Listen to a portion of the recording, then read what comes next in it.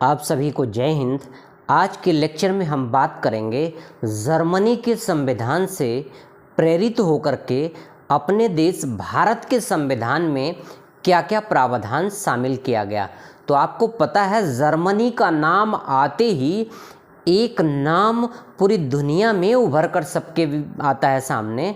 वह नाम क्या है? वह नाम है हिटलर। हिटलर जर्मन का तानाशाह, जिसकी तानाशाही से पूरी दुनिया पस्त थी। और तानाशाही का नाम आते ही सबसे पहला नाम जो लिया जाता है वो है हिटलर का। और हिटलर कहाँ का तानाशाह शासक था? जर्मनी का। तो अब आप समझ सकते हैं जर्मन जिस देश का तानाशाह शासक हिटलर था, हिटलर क्या कर सकता है? क्या लोगों को मौलिक अधिकार आसानी से दे सकता है? नहीं दे सकता। हिटलर की ऐसी शख्सियत थी, ऐसी चर्चित कुख्यात था ये कि वहाँ के लोगों को, यानी कहने का तात्पर्य जर्मन का जो तानाशाह हिटलर था, हिटलर क्या कर सकता था? लोगों के अधिकारों का निलंबन कर सकता था, हनन कर सकता था, स्थगन कर सकता था। तो ये तो हम एक संकेत बता रहे। तो इस तरह से जर्मनी के संविधान में, जर्मनी के संविधान का जो नाम है उसे वीमर संविधान या वाइमर संविधान, यानी वीमर कॉन्स्टिट्यूशन या वाइमर कॉन्स्टिट्यूशन कहते हैं। तो जर्मनी के वाइमर संविधान से भारत के संविधान में जो पहला प्रावधान शामिल किया गया उसका नाम है आपातकाल के दौरान मौलिक अधिकारों का निलंबन। इन इमरजेंसी यानी इमरजेंसी के दौरान जो फंडामेंटल राइट्स हैं उनके सस्पेंशन का प्रावधान जर्मनी के संविधान से लिया गया है। और ये सस्पेंशन की जो मौलिक अधिकारों की शक्तियों का जो सस्पेंशन है, निलंबन है आपातकाल के दौरान, राष्ट्रीय आपातकाल के दौरान मौलिक अधिकारों का निलंबन पहली बात। और दूसरी बात जो ली गई वो आपातकाल के प्रोविजन से संबंधित है, यानी आपातकालीन प्रावधान क्या होगा? आपातकालीन प्रावधान यानी इमरजेंसी प्रोविज़न। तो दो प्रमुख प्रावधान आप समझ लें। आपातकाल के दौरान मौलिक अधिकारों का निलंबन पहला, दूसरा आपातकालीन प्रावधान यानी इमरजेंसी प्रोविज़न। तो आज हम इन्हीं दो बिंदुओं पर चर्चा करेंगे। पहला प्रावधान जो जर्मनी के संविधान से, वाइमर कॉन्स्टिट्यूशन से प्रेरित होकर के भारत के संविधान में लागू किया गया है, लिया गया है, वह पहला है आपातकालीन स्थिति में मौलिक अधिकारों का निलंबन। दूसरा है आपातकालीन प्रावधान, इमरजेंसी प्रोविजन। एक बार आप ब्लैक बोर्ड पर 2 मिनट, उसके बाद फिर एक एक करके लेक्चर विस्तार से। आइए ब्लैक बोर्ड पर। यहाँ देखिए जर्मनी के संविधान से लिया गया जो प्रावधान है, पहला है आपातकाल के दौरान मौलिक अधिकारों का निलंबन। यह आपातकाल के दौरान मौलिक अधिकारों की निलंबन की जो व्यवस्था भारत के संविधान के भाग 18 के अनुच्छेद 352 से 360 तक शामिल किया गया है। आपातकाल की स्थिति में मौलिक अधिकारों की निलंबन की जो व्यवस्था है, जो शक्तियां हैं राष्ट्रपति के पास, वो अनुच्छेद 352 से 360 तक है। आइए बाद में इसका दुरुपयोग देख करके 1978 के 44वें संविधान संशोधन के द्वारा जो नाम दिया जाता था, आंतरिक अशांति का नाम देकर के आपातकाल लागू कर दिया गया था 1975 में, उसके दुष्परिणाम को देखते हुए इसका नाम फिर बदल करके सशस्त्र विद्रोह रख दिया गया। इसकी चर्चा आगे कर लेंगे हम। और 44वें संविधान संशोधन के द्वारा अनुच्छेद 20 और 21 फिर भी निलंबित नहीं होगा, लेकिन 1978 से पहले सभी मौलिक अधिकारों का निलंबन हो जाता था। दूसरा है आपातकालीन प्रभाव, इमरजेंसी प्रोविजन।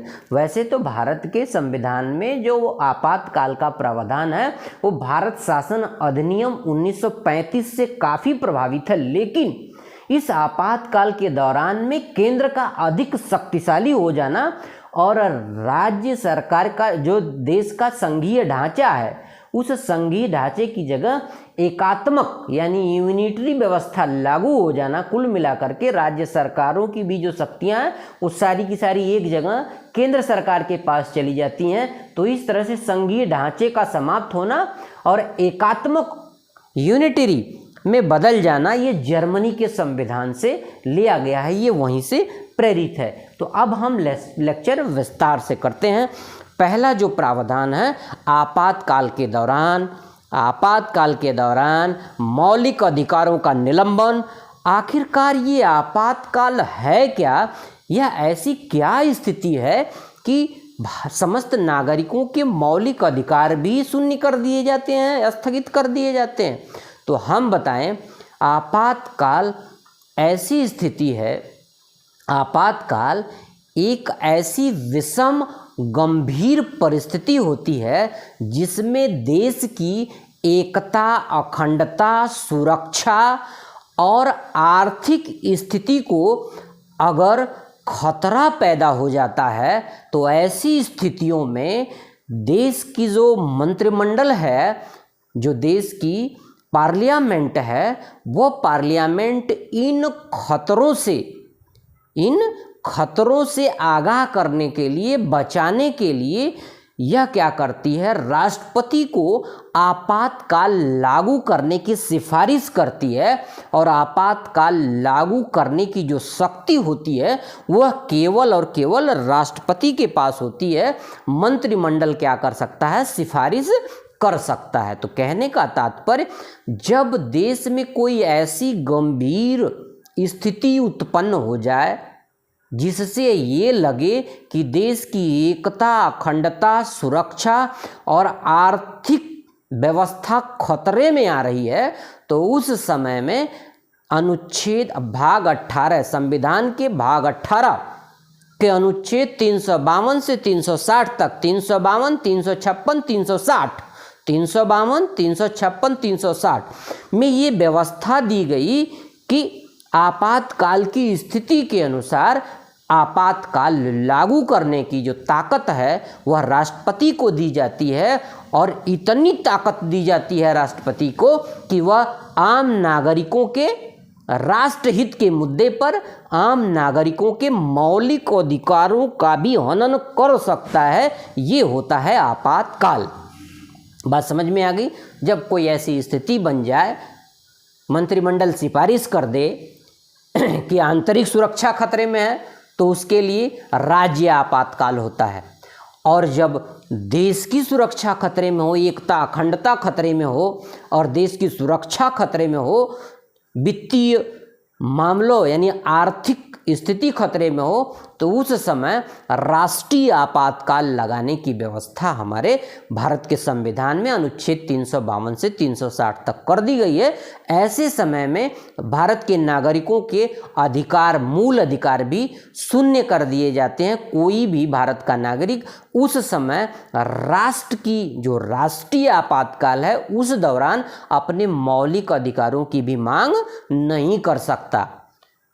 बात को समझिए, जब 42वां संविधान संशोधन हुआ 1978 में, तब जाकर के अनुच्छेद 20 और अनुच्छेद 21 ये दो ऐसे अनुच्छेद हैं, दो ऐसे प्रावधान हैं, दो ऐसे मौलिक अधिकार हैं जो आपातकाल में भी सस्पेंड नहीं किए जा सकते।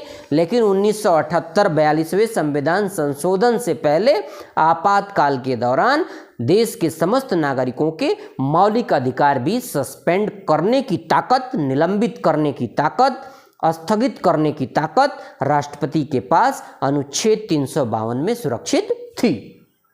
अब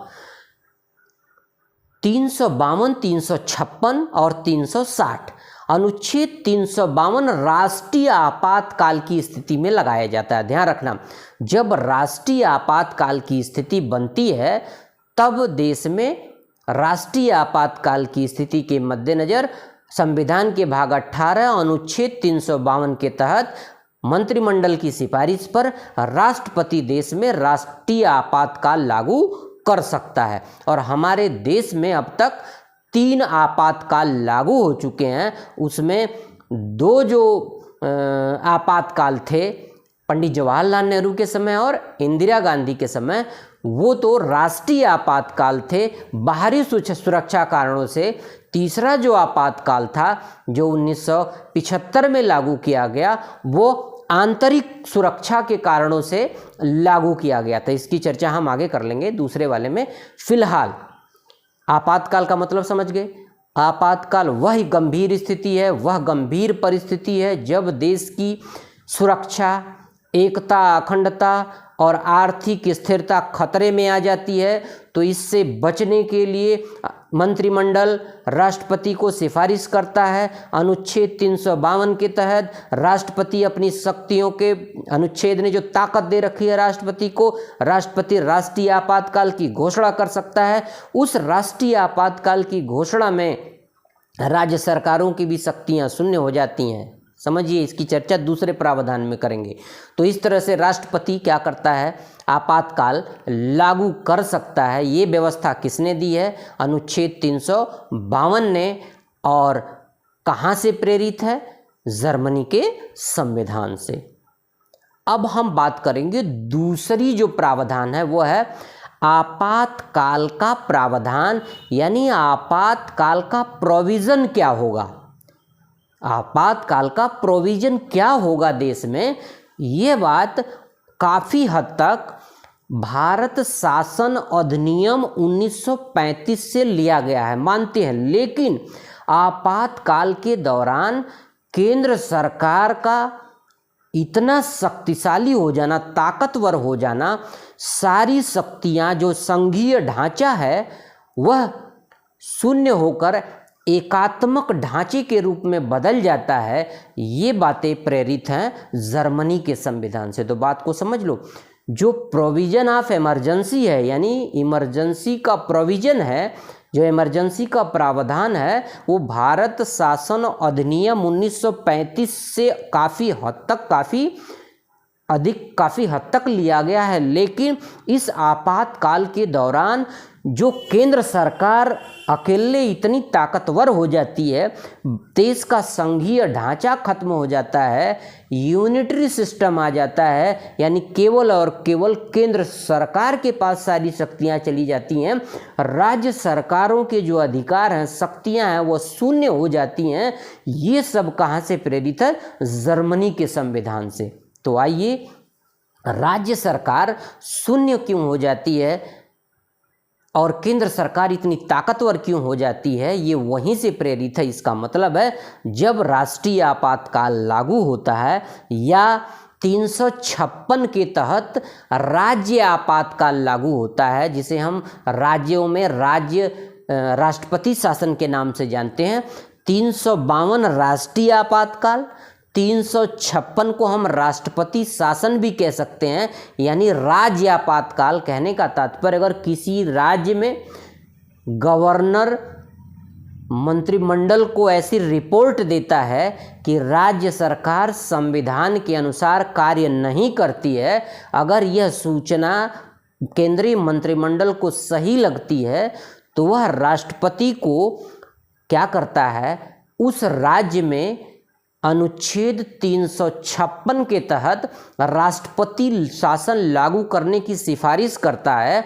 और सिफारिश पर अगर राष्ट्रपति उस राज्य में अनुच्छेद 356 का प्रयोग करके राष्ट्रपति शासन लागू करता है, तो उस राज्य के मुख्यमंत्री और जो मंत्रिमंडल होता है राज्य का, उन सबकी शक्तियां शून्य हो जाती हैं और वह बर्खास्त मानी जाती हैं, और सारी की सारी शक्तियां उस राज्य की, उस स्टेट की राष्ट्रपति के पास आ जाती हैं। और राष्ट्रपति क्या करता है, स्थानीय स्तर पर शासन चलाने के लिए गवर्नर को, मतलब राज्यपाल को क्या करता है, एथराइज्ड कर देता है, अधिकृत कर देता है कि आप जब तक यहाँ पर दोबारा चुनाव नहीं हो जाते, चुनाव होकर के नया मुख्यमंत्री नहीं बन जाता, या पितु यद्यपि 6 महीने के लिए ये लागू किया जाता है। राष्ट्रपति शासन किसी भी स्टेट में कितने दिन के लिए लागू किया जाता है, 6 महीने के लिए। बाद में वो घटाया और बढ़ाया भी जा सकता है,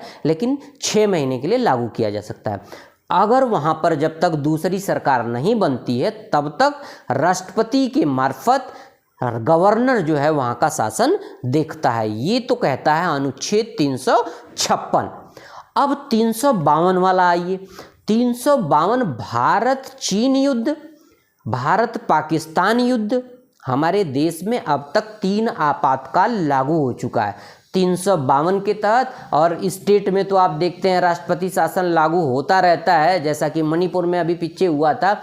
ये 356 के तहत होता है। ये राज्य आपातकाल होते हैं जिन्हें हम राष्ट्रपति शासन के नाम से जानते हैं। बाकी जो राष्ट्रीय आपातकाल है वह हमारे देश में 3 बार लगा हुआ है।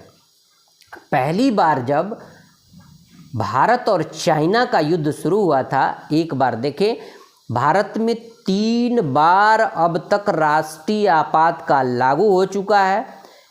एक बार जो पहला आपातकाल लागू हुआ था भारत चाइना और भारत पाकिस्तान युद्ध के समय, उस समय देश के प्रधानमंत्री थे पंडित जवाहरलाल नेहरू और देश के राष्ट्रपति थे डॉक्टर सर्वपल्ली राधाकृष्णन। यानी पंडित नेहरू और सर्वपल्ली राधाकृष्णन के समय प्रधानमंत्री जवाहरलाल नेहरू जी और राष्ट्रपति उस समय कौन थे, राष्ट्रपति थे डॉक्टर सर्वपल्ली राधाकृष्णन। इनके समय पहली बार देश में राष्ट्रीय आपातकाल घोषित हुआ था। उसका कारण था भारत चाइना युद्ध और भारत पाकिस्तान युद्ध। फिर दूसरा जो आपातकाल लागू हुआ था वो प्रधानमंत्री इंदिरा गांधी के समय और जो राष्ट्रपति थे उस समय वीवी गिरी थे, उनके समय लागू हुआ था। उस समय भी भारत और पाकिस्तान के युद्ध की स्थिति को देखते हुए ये राष्ट्रीय आपातकाल लागू हुआ था। ये दूसरा आपातकाल जो लागू हुआ था वो भारत पाकिस्तान के युद्ध के समय लागू हुआ था, जिसके परिणाम स्वरूप बांग्लादेश का 1971 में जन्म भी हुआ था। ठीक है। तीसरा आपातकाल जो लागू हुआ था, राष्ट्रीय आपातकाल, प्रधानमंत्री इंदिरा गांधी के समय में ही लागू हुआ था 1975 में। इंदिरा गांधी जी को ये डर हो गया था कि आंतरिक कारणों से हमारी सत्ता जा सकती है, हमारी सत्ता को लोग हथिया सकते हैं, यानी सेना हमारी गद्दी को कब्जा कर सकती है, ऐसे उनके मन में डर आ गया था। तो इससे बचने के लिए 1975 में इंदिरा गांधी ने दोबारा, पहली बार जवाहरलाल नेहरू, दोबारा इंदिरा गांधी, तीसरी बार जो आपातकाल लागू हुआ वह 1975 में प्राइम मिनिस्टर इंदिरा गांधी के समय। उस समय जो राष्ट्रपति थे, इनके मंत्रिमंडल ने सिफारिश किया। उस समय राष्ट्रपति थे फखरुद्दीन अली अहमद साहब। तो फखरुद्दीन अली अहमद साहब के राष्ट्रपति के कार्यकाल में तीसरी बार हमारे देश में राष्ट्रीय आपातकाल लागू हुआ। ऊपर के शुरू के जो 2 आपातकाल थे वह राष्ट्रीय आपातकाल थे। राष्ट्र के दूसरे देशों से हमारी देश को जो एकता, अखंडता और सुरक्षा को खतरा हुआ था उसके मद्देनजर लागू हुआ था। लेकिन जो 1975 का जो आपातकाल है वह इंदिरा गांधी ने अपनी आंतरिक अशांति के कारण दिखा करके, आंतरिक क्योंकि कारण दिखाना पड़ता है आपातकाल की सिफारिश करने के लिए, तो जो तीसरी बार 1975 में प्रधानमंत्री इंदिरा गांधी ने राष्ट्रीय आपातकाल की सिफारिश की थी राष्ट्रपति फखरुद्दीन अली अहमद साहब से, उसमें इन्होंने कारण दिखाया था आंतरिक अशांति। क्या दिखाया था? आंतरिक अशांति। तो इस तरह से अब तक देश में कुल 3 बार राष्ट्रीय आपातकाल लागू किया गया है। एक बार ब्लैक बोर्ड के 1 मिनट, फिर और बाकी चीजें। पहला जो आपातकाल लगा 26 अक्टूबर 1962 से 10 जनवरी 1968 तक। 26 अक्टूबर 1962 से 10 जनवरी 1968 तक, जूम करके दिखाना भाई, भारत चीन युद्ध और इसी दौरान भारत पाकिस्तान युद्ध था। पंडित जवाहरलाल नेहरू और इन्होंने अपनी मंत्रिमंडल से सिफारिश करके उस समय के तत्कालीन राष्ट्रपति डॉक्टर सर्वपल्ली राधाकृष्णन ने आपातकाल, राष्ट्रीय आपातकाल घोषित किया था 26 अक्टूबर 1962 से 10 जनवरी 1968 तक। ये पहला आपातकाल था। कौन सा आपातकाल था? पहला देश का। फिर उसके बाद दूसरा आपातकाल जब लागू हुआ 3 दिसंबर 1971 से 21 मार्च 1977 तक। इस 1977 लास्ट भी आप देखेंगे तो, क्योंकि बीच में फिर इन्होंने तीसरा लागू कर दिया था, लेकिन आप देखिए 3 दिसंबर 1971 से जब दूसरा आपातकाल लागू हुआ उस समय भारत पाकिस्तान का युद्ध चल रहा था। 3 दिसंबर 1971, यानी 3 दिसंबर 1971 में प्रधानमंत्री तत्कालीन इंदिरा गांधी ने भारत पाकिस्तान युद्ध के मद्देनज़र राष्ट्रपति वीवी गिरी से सिफारिश करके राष्ट्रीय आपातकाल की वीवी गिरी जी ने घोषणा करी थी। और ये 1971 का जो दूसरा राष्ट्रीय आपातकाल था ना, यह इंदिरा गांधी के व्यक्तित्व में 4 चांद लगाता है। इतिहास के पन्नों में इनका नाम स्वर्णाक्षरों में दर्ज हुआ और आयरन लेडी के नाम से प्रसिद्ध हुई, क्योंकि इन्होंने अपने देश को बचाने के लिए पाकिस्तान से परेशान होकर के राष्ट्रीय आपातकाल की घोषणा की थी। लेकिन इन्होंने तो पाकिस्तान को ही परेशान कर दिया, पाकिस्तान के 2 टुकड़े करवा दिए। पूर्वी पाकिस्तान जो कि आंदोलित थे शेख मुजीबुर रहमान की अगुवाई में, जो बांग्ला भाषी लोग आंदोलन कर रहे थे पश्चिमी पाकिस्तान से अलग होने का, इसी 1971 के युद्ध में प्रधानमंत्री इंदिरा गांधी ने मौका देख करके अपनी सेनाओं की मदद से सहायता दे करके बांग्लादेश को आज़ाद करा दिया और पाकिस्तान के 2 टुकड़े कर दिए। एक पाकिस्तान था, पश्चिमी पाकिस्तान वाला पाकिस्तान रह गया और पूर्वी पाकिस्तान वाला इलाका बांग्लादेश बन गया। तो दूसरा आपातकाल जो पाकिस्तान से परेशान होकर के लगाया गया था देश में, उसका ऐसा सूझबूझ दिखाया प्रधानमंत्री इंदिरा गांधी ने कि पाकिस्तान को आजीवन एक बड़ा जख्म दे गई, दर्द दे गई, बांग्लादेश के रूप में एक नए राष्ट्र का उदय करा करके। अब तीसरा जो आपातकाल था 25 जून 1975, 25 जून 1975 से 21 मार्च 1977 तक। 25 जून 1975 से 25 जून 1975 से 21 मार्च 1977 तक जो तीसरा आपातकाल की घोषणा हुई, मंत्रिमंडल प्रधानमंत्री इंदिरा गांधी की अगुवाई में सिफारिश की। वर्तमान के जो राष्ट्रपति थे फ़खरुद्दीन अली अहमद साहब ने जो घोषणा करी तीसरे आपातकाल की, उसमें मंत्रिमंडल ने ये कारण दिखाया था कि यह आपातकाल की जो मांग है यह आंतरिक अशांति के लिए मांगी जाती है। आंतरिक अशांति फैल सकती है देश में, ऐसी आशा है, मतलब ऐसी उम्मीद की जा रही है कि देश में आंतरिक अशांति फैल सकती है, दंगे फसाद हो सकते हैं और हमारी प्रधानमंत्री की कुर्सी कोई लोग हथियाना चाहते हैं। ऐसी अंदेशा जताकर, संदेह जता करके तीसरे आपातकाल की घोषणा की गई थी। और सबसे बदनाम आपातकाल यही 1975 वाला, प्रधानमंत्री इंदिरा गांधी ने जो तीसरी बार आपातकाल की घोषणा की थी, इसी को राजनीतिक जो पार्टियां हैं, प्रतिद्वंदी हैं, वो इसीलिए बदनाम करते हैं कि इन्होंने अपनी कुर्सी बचाने के लिए ये आपातकाल की घोषणा की थी, जिससे देश के लोगों को बहुत परेशानियों का सामना करना पड़ा। और यहाँ तक कि केंद्र, अब आपको पता है कि आपातकाल घोषित हो जाएगा तो राज्य सरकारों के पास खुद की जो शक्तियां हैं सामान्य समय में, जिस पे वो कानून, नियम, आदेश दे सकते हैं, आपातकाल के समय उनकी सारी शक्तियां शून्य हो जाती हैं, सारी शक्तियां केंद्र के पास आ जाती हैं और राज्य सरकारें इस समय 352 में राज्य सरकारें बर्खास्त नहीं होती हैं, 356 में हो जाती हैं राष्ट्रपति शासन में, ध्यान रखना। तो 352 जो राष्ट्रीय आपातकाल लगता है, कोई भी राज्य सरकार बर्खास्त नहीं होती।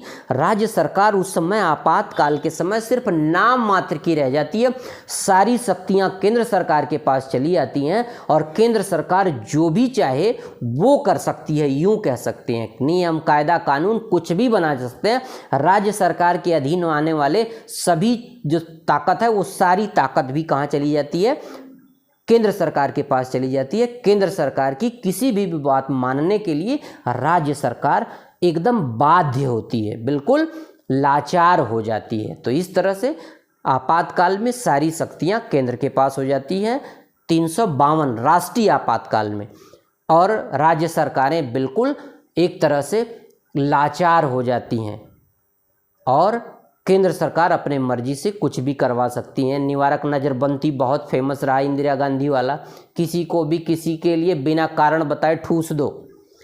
तो इन 1975 वाले तीसरे आपातकाल के जो दुष्परिणाम आए देश के सामने, इस दुष्परिणाम को मद्देनजर रखते हुए संविधान के 42वें संविधान संशोधन के द्वारा, देखना संविधान के 44वें संविधान संशोधन जब तीसरा आपातकाल लागू हुआ उसमें लोगों को बहुत परेशानी उठानी पड़ी और आपातकाल के नाम पर इसका दुष्परिणाम भी सामने आया। तो 44वें संविधान संशोधन 1978 में जिस समय मौलिक अधिकार, संपत्ति के अधिकार को हटा के कानूनी अधिकार बनाया गया था, उसी संशोधन में ध्यान रखना 44वें संविधान संशोधन 1978 में जो यहाँ पे आंतरिक अशांति शब्द दे करके आपातकाल लगाया गया था, इस आंतरिक अशांति शब्द को हटा करके इसके जगह ये लिख दिया गया कि अब अगर कोई आपातकाल लागू करना चाहेगा तो आंतरिक अशांति शब्द नहीं लगा सकता, वहाँ पे सशस्त्र विद्रोह लिखा जाएगा, यानी कि सशस्त्र विद्रोह की भाषा लिखी जाएगी। जैसा कि आंतरिक अशांति को हटा करके सशस्त्र विद्रोह का नाम दिया गया, ताकि आने वाले समय में कोई सरकार अपने फायदे के लिए, अपने बचाव के लिए फिर से आपातकाल का दुरुपयोग न कर सके। ये व्यवस्था कब लाई गई? 44वें संविधान संशोधन 1978 में। और इसी 44वें संविधान संशोधन 1978 में ये बात भी लाई गई कि अगर आपातकाल लागू भी हो जाता है तो मौलिक अधिकारों में अनुच्छेद 20 और अनुच्छेद 21 कभी सस्पेंड नहीं होगा, कभी निलंबन नहीं किया जा सकता, कोई इसका निलंबन नहीं कर सकता। 20 में क्या है? सजा का जो प्रावधान है, देखिए यहाँ पे 20 अपराध के लिए दोष सिद्ध के संबंध में संरक्षण, और 21 में प्राण और दैहिक स्वतंत्रता का अधिकार, यानी कोई व्यक्ति जो अपराध करता है उसके जो सजा का प्रावधान है वो, और किसी भी व्यक्ति के प्राण की दैहिक स्वतंत्रता और गरिमा का जो मौलिक अधिकार है वह कोई भी आपातकाल में भी निलंबित नहीं कर सकता। ये व्यवस्था बाद में की गई 44वें संविधान संशोधन 1978 में। तो इस तरीके से आप लोगों ने देखा कैसे आपातकाल का प्रावधान जर्मनी से लिया गया। आपातकाल होता क्या है ये भी हमने आपको बताया। गंभीर स्थिति, देश के लिए संकट खड़ा हो जाए, एकता अखंडता का, सामाजिक सुरक्षा का, देश की सुरक्षा का, आर्थिक स्थिति का, इन सब के मद्देनजर मंत्रिमंडल राष्ट्रपति को सिफारिश कर सकता है। केवल और केवल राष्ट्रपति के पास ही अनुच्छेद 352 राष्ट्रीय आपातकाल के समय, अनुच्छेद 356 राष्ट्रपति शासन यानी राज्य आपातकाल के समय अपने अनुच्छेद का प्रयोग करके ये क्या कर सकता है? आपातकाल लागू कर सकता है। और एक बात और बता दें, अनुच्छेद 360 में वित्तीय आपातकाल की व्यवस्था है, और आज तक हमारे देश में 360 का प्रयोग कभी नहीं किया गया। क्यों? क्योंकि अभी तक हमारे देश में कभी वित्तीय आपातकाल घोषित नहीं किया गया। केवल अनुच्छेद 352 का प्रयोग किया गया राष्ट्रीय आपातकाल के रूप में, और समय समय पर राज्य आपातकाल के रूप में 356 का राष्ट्रपति शासन वाले आपातकाल का प्रयोग होता है। तो इस तरीके से आपातकाल क्या होता है ये भी हमने बताया। आपातकाल में संशोधन 1978 में मौलिक अधिकार भी सस्पेंड कर दिए जाते हैं, लेकिन 1978 44वें संविधान संशोधन के बाद अनुच्छेद 20 और अनुच्छेद 21 सजा के प्रावधान और उसके जीवन से जुड़ी चीज़ों के मौलिक अधिकारों का सस्पेंशन कोई नहीं कर सकता, यहाँ तक कि आपातकाल में भी नहीं हो सकता। याद रखना, अनुच्छेद 20 और अनुच्छेद 21 में जो मौलिक अधिकार हैं उसे आपातकाल भी स्थगित नहीं कर सकता 1978 के बाद से। अब तक हमने आपको आपातकाल, मौलिक अधिकारों का हनन, सारी शक्तियां राष्ट्रपति के पास, और आपातकाल के समय मौलिक अधिकारों का स्थगन, सारी शक्तियों का राष्ट्रपति के पास चले जाना, ये पहला प्रावधान। दूसरा है इमरजेंसी प्रोविजन यानी आपातकालीन प्रावधान। ये दो बातें जर्मनी के संविधान से भारत के संविधान में ली गई हैं, और अब तक हमने जो आपको बताया इन्हीं दो बिंदुओं पे चर्चा करी। आने वाले लेक्चर में, अगले लेक्चर में हम किसी देश के, अन्य देश के संविधान से भारत के संविधान में लिए गए प्रावधानों की चर्चा करेंगे। तब तक के लिए आप इजाज़त दीजिए। चैनल को लाइक, सब्सक्राइब और कमेंट कीजिए, शेयर कीजिए। लाइक एक बटन, सब्सक्राइब एक क्लिक से आपका कुछ नहीं जाएगा, इसलिए आप लाइक, सब्सक्राइब और फॉलो कीजिए। कमेंट करके बताइए कि इस लेक्चर में क्या छूट गया, या आने वाले लेक्चर में हम उसे सुधार करके और भी अच्छा लेक्चर लाने का प्रयास करेंगे। तब तक के लिए इजाज़त दीजिए। 30 सेकेंड ब्लैक बोर्ड पर।